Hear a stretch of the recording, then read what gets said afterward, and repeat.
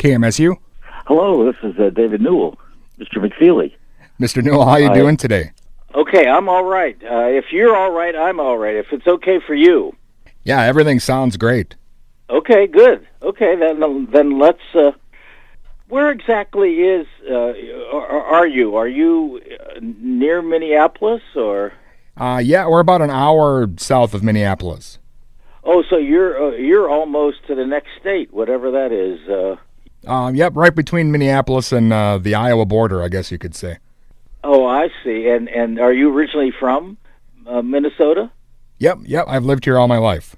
And it's a great place to be from, if you like winters, right? Yeah, you get used to that when you grow up here. Yeah, no, I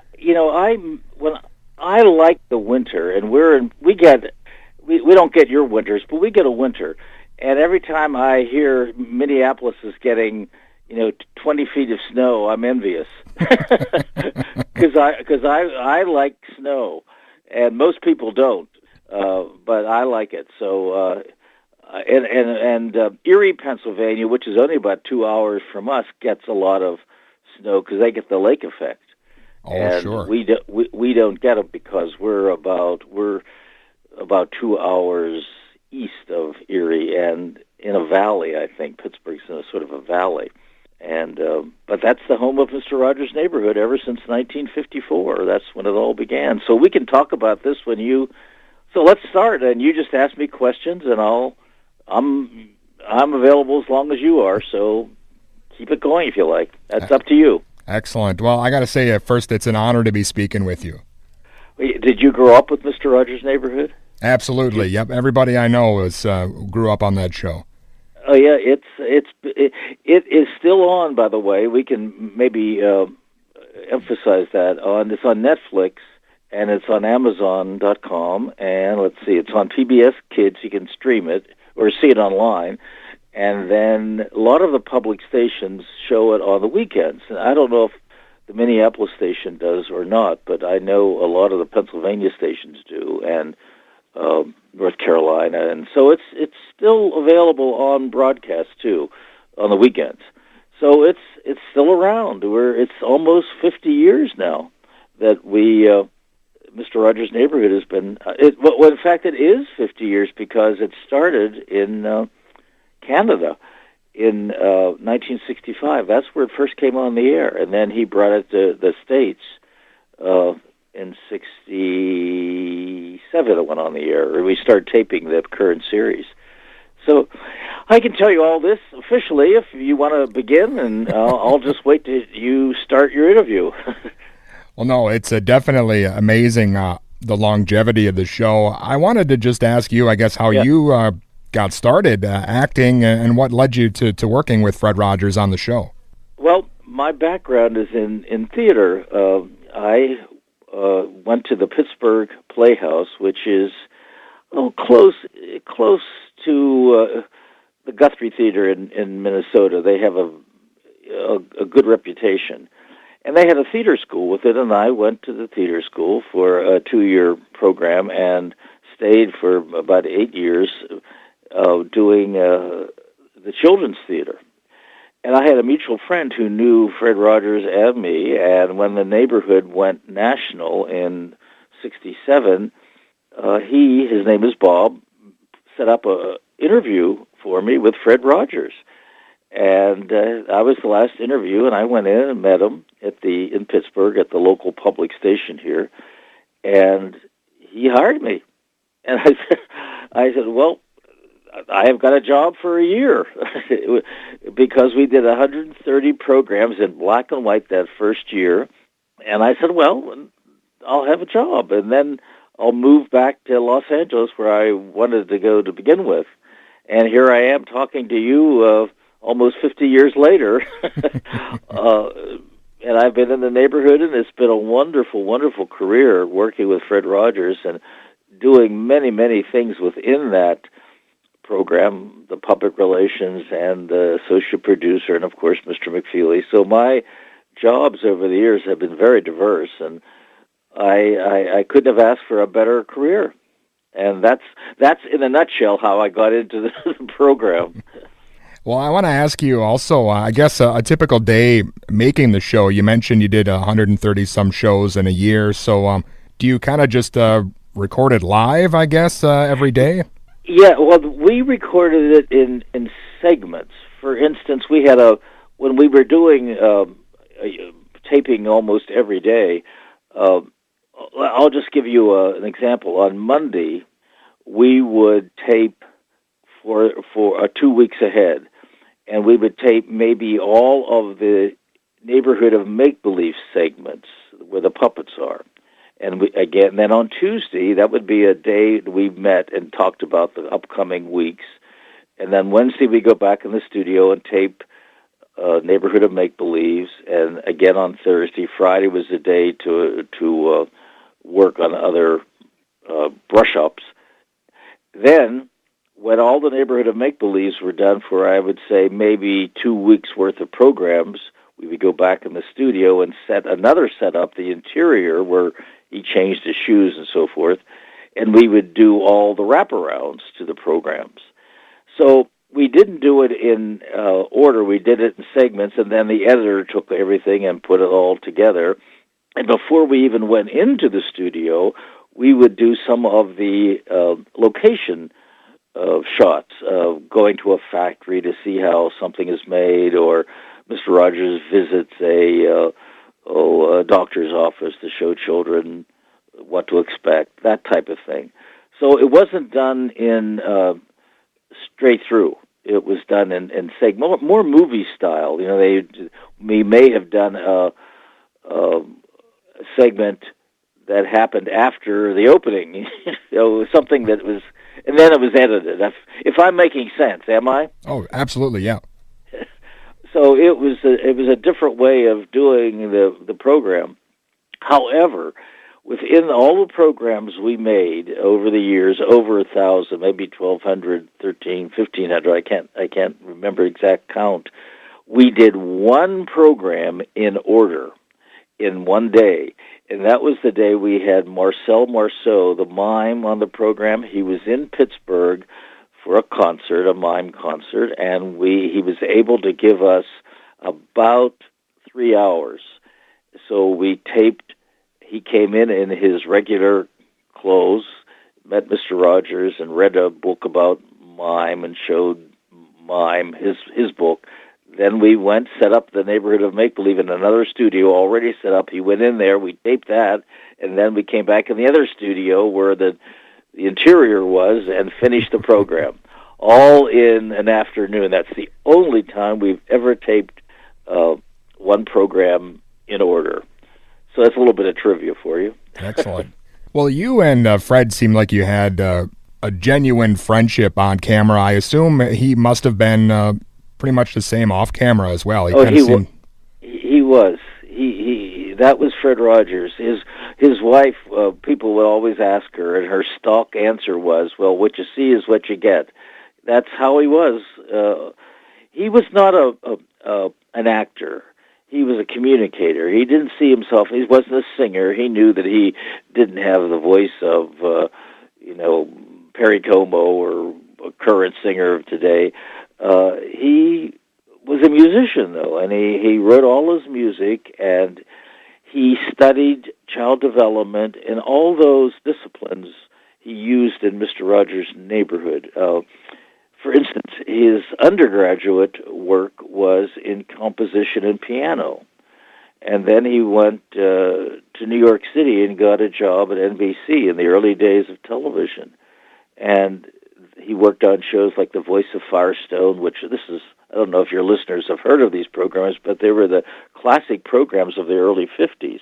And then there was a very popular program on NBC called The Hit Parade, and they would do the top 10 songs of the week and act them out in different vignettes. And he stage managed a lot of those programs in the early days of television. But he heard about public television starting in Pittsburgh. It was the first station in the country, the WQED in Pittsburgh, and he's from the area. He wanted to go back and get into public television. And they said, "Oh, you're crazy. Here you are in NBC where half the people want to come to begin with, and you want to leave and go to a station that's not even on the air yet. But he did, and the rest is sort of history. He was the first program manager of the public station, but no one wanted to do a children's program. This is back in 1954, and he and another employee at the station started a little children's show called The Children's Corner. It was live every day for 7 years. They did it, and it became a very popular show. And the irony to all of that is that in about the fifth year of The Children's Corner, NBC saw it somehow, and they went back to New York on Saturday mornings and did The Children's Corner live, and then came back to Pittsburgh and did the whole week in Pittsburgh for Pittsburgh audiences. So before he even started Mr. Rogers' Neighborhood as a performer and writer and producer, he had 7 years live on under his belt before he even got to Mr. Rogers' Neighborhood. So Fred had paid his dues, and he loved what he was doing. And here we are. Now we have a new show that I'm sure you've heard of called Daniel Tiger's Neighborhood, and it's on your local public stations every day. Sure. So the legacy continues. Yeah, it's incredible, the effect that you've had on so many kids. What does that feel like, I guess, knowing you were so instrumental in the development of so many generations of kids over the years? Well, it's a very good feeling, but it all stems from Fred, and I think I was a support. I see myself as a support to him, and the rest of us did too, in his mission of creating good television for families with young children. And it made me feel very good. In fact, that's why I'm talking to you today. I stayed. I thought that I was doing something for families and children that's beneficial. There's so much that needs to be done for children. And I felt I'm doing my little part in this whole world of helping children by working with Fred Rogers and getting positive messages out to a wide audience. And I felt very good about that, and I still do. In fact, yesterday I was in an event for literacy here close to Pittsburgh in Washington, Pennsylvania. And the organization was a organization for children for literacy, and they kicked off a literacy event, and I was there. And the people there were children there, but the parents were there too of the children who grew up with Mr. Rogers' Neighborhood, and all the stories and the feedback you get over the years from the parents, especially. It's the people who are in their early 50s they're the first wave of children who watch the program, and it goes all the way down to children now and they're maybe 10 years old. And as it gets younger, the knowledge is not as great because the neighborhood is not on every day everywhere. However, it's picking up again now because it's on Netflix and online. So it's being distributed in a much different way than it was when we first came on. And little did we know when we started the program on broadcast television that people would be sitting at their desks or in an airplane potentially watching television, and Mr. Rogers being one of them. So little did we know. Times have changed so much with the media, as you know, being in the media. It's a different world, and I think we're adapting to it. And I don't think we've completely seen where we're going yet. But I think we have an idea. Yeah. Anyhow, am I going on too long here? No, not at all. I definitely agree with you, and it's a show that as I mentioned, I grew up on, and I've watched it with my son, and it's still even though everything has changed in the world, the ideals and the principles on the old shows, it still holds true for kids today, I think. How old is your son? About 1.5. Oh, okay. And you probably watched Daniel Tiger's Neighborhood with him too, right? Do you see that and where you're located? Yep. That's we watch him on Netflix. So. Oh, and okay. Well, your audience should know that Daniel Tiger's Neighborhood is also available on Netflix, as is Mr. Rogers' Neighborhood. So, if you're listening to us talk today about the neighborhood, search it out and introduce it to your child if they have not seen it. It's a program that is unlike any other program, I think, for children, and very responsible. Fred had a mission, and his mission was good television, and he certainly provided it over the years. Yeah, absolutely. And I know, David, you stayed on and now work for the Fred Rogers Company. Can you explain a little of what the company does and what you do?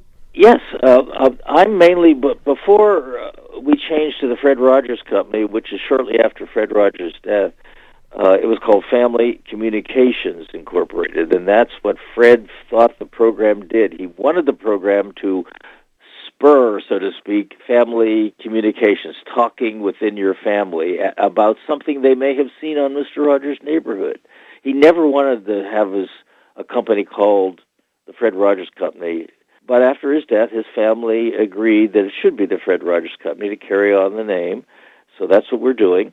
And it's online. People can go to the website and see what we're doing.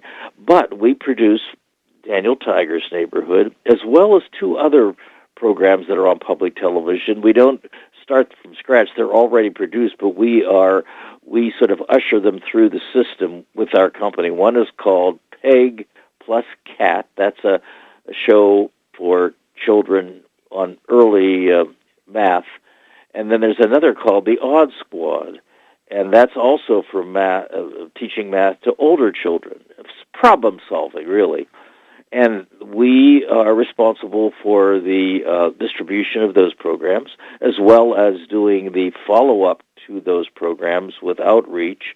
Each public television show has outreach, which means it goes to schools, and it's just not a program. It doesn't stop with the screen. It continues afterwards. And when you have a public television show nowadays and you present one to the system, you need to have a plan for the follow-up outreach, too. And we do all of that. Plus, we're continuing looking for new programs to produce. That's the Fred Rogers Company. However, there's another entity, and it's called the Fred Rogers Center, and it's on the campus of St. Vincent's College in Latrobe, Pennsylvania, his hometown, and that's archives of all the Mr. Rogers programs and his writings and his awards and everything that about Fred Rogers, and the trolley is there in safekeeping, as well as the puppets and some of the scenery. So I work with both of the entities, so to speak, in not necessarily daily in the office, but my connection is going out into the public and speaking to radio stations like yours about Fred Rogers and the legacy, and that it's still here and that people should be aware of it. That's more of my role now, is helping promote the legacy. So that's what I'm doing by talking to you. Yeah, and I appreciate it so much. And you mentioned some, I don't even know how many episodes, 1,500. If you would put all of them together that we've done over the years, there was a regional show before the national show. There were about 65 there, and then all the ones that were produced in Canada. I would guesstimate it's about 1,500 shows of Mr. Rogers' Neighborhood, and of all of those shows, probably about 500, 600 are available on Netflix and Amazon.com. So your listeners, if they didn't know that, search it out. It's a great program to introduce to your young children, and I hope they do that.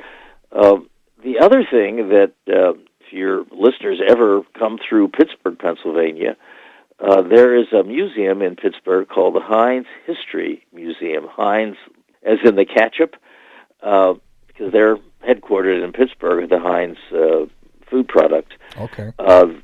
They have a museum about Pittsburgh history and regional history and history of the the company of Heinz. So it's beyond just Pittsburgh. But in this collection of it's a wonderful museum, there is the Mr. Rogers Neighborhood set.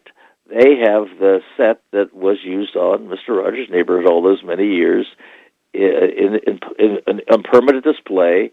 The interior and King Friday's castle and the the Owl's tree and Daniel's clock. So it's really something that if your listeners are coming through Pittsburgh or plan to visit Pittsburgh, they should see if they are watch Mr. Rogers' Neighborhood. It's a great nostalgia visit back to the neighborhood. And so there are many things in Pittsburgh, and the other thing that's here, right next door to Heinz Field, there's a lot of Heinz in Pittsburgh, is a statue of Fred Rogers dedicated to children, and it's overlooking basically the city. It's sitting almost on the riverfront and looks towards downtown Pittsburgh. And so if people are here visiting, they should take that in too. And it's right next to the Steelers football team stadium. So they can't miss it. Right. So a lot about Mr. Rogers' Neighborhood in Pittsburgh and across the country too. It still has a following. And I hope that's my mission now is to keep our program and Fred Rogers' work on to the next generation, or generations, I should say. Yeah, it's great that everything was archived and, as you mentioned, available on different platforms. So it's going on 50 years and probably at least another 50 years. Oh, I hope, or more. But look, when you think of it, there are films, motion pictures that were made in the early days of filmmaking. You know, back to 1910. There are silent films that are still being shown. You know, in a very different atmosphere, not at your local mall, but you know they're still there representing stories and the process of filmmaking and communication. All that's represented. And I think the program will be around for a long time. Maybe it won't have the huge viewership it had when it first came out, but it still has a decent viewership. And then Daniel Tiger, and so we're continuing with what Fred started many years ago. There is a DVD out now it's a documentary called Speedy Delivery, and it's available if you go to speedydeliverymovie.com, speedydeliverymovie.com, and it's about my years with Fred Rogers. And it's a summation of what I just told you. There's an interview with Fred's wife and some of the people I worked with on the program, Joe Negri, Handyman Negri, and scenes from some of the shows. So if they're interested in more information about Mr. Rogers' Neighborhood, go and find a copy of speedydeliverymovie.com. That's where you can find it. So I just thought I'd get that in case they want to do a little more research. Yeah, absolutely. Well, again, Mr. Newell, it's been an absolute honor speaking with you. Thanks so much for your time. Okay, and if you want to ever do another interview about anything specific or just a continuation of what we did, just give me a call. All right, I will do that. Thank you again. It's been great talking with you. Okay, Dustin, and speedy delivery to you. All right, thank you so much. Hey, bye-bye. Bye-bye.